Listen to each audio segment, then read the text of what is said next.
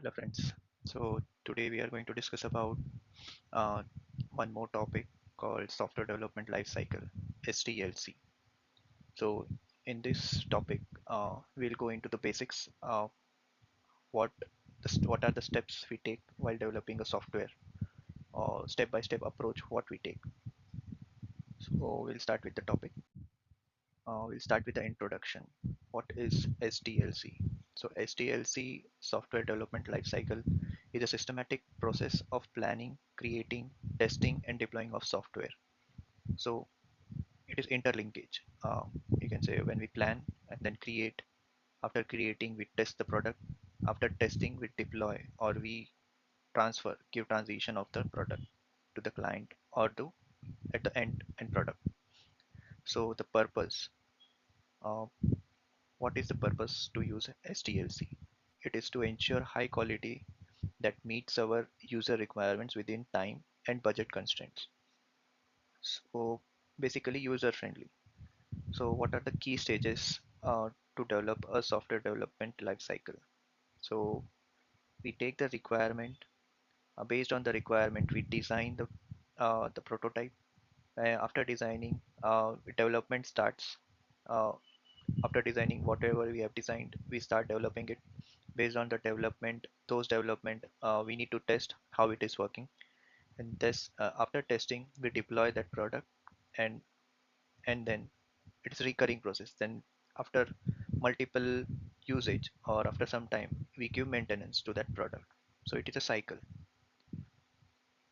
We will go next in detail, like what are the importance of SDLC.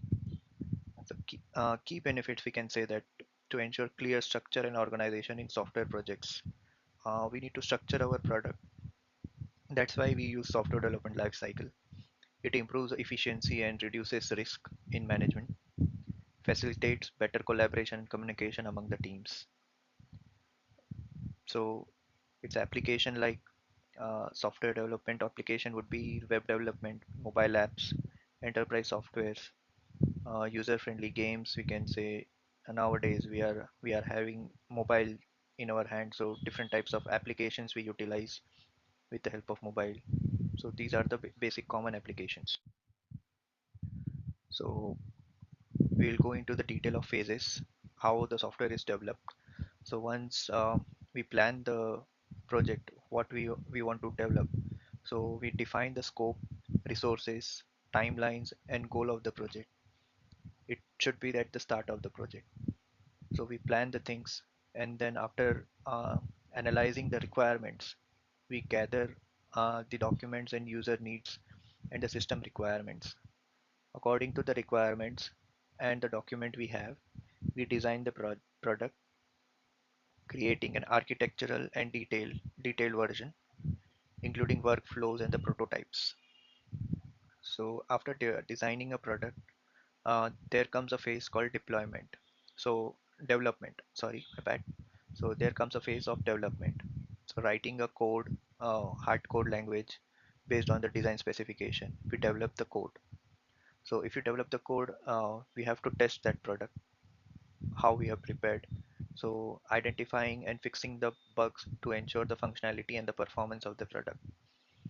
So after testing, uh, we test all the product with all the criterias.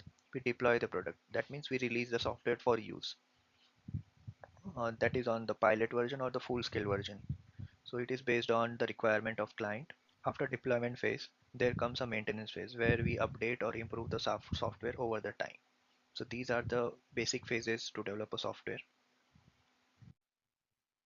So these are the commonly used models while developing a software. So it names as waterfall model. So like as the water flows, waterfall, just like waterfall, sequential approach, we take one phase at a time. In agile model, there is a reiterative or flexible approach or user focused approach we use in agile models. In spiral model, we use combination of iterative and the risk driven approach.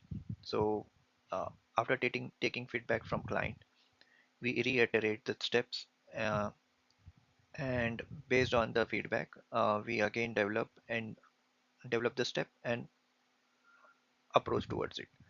And the next is DevOps. It is a continuous development, integration, and delivery type of project. So these are the common SDLC models we use generally. How to choose a right model? So it is a question.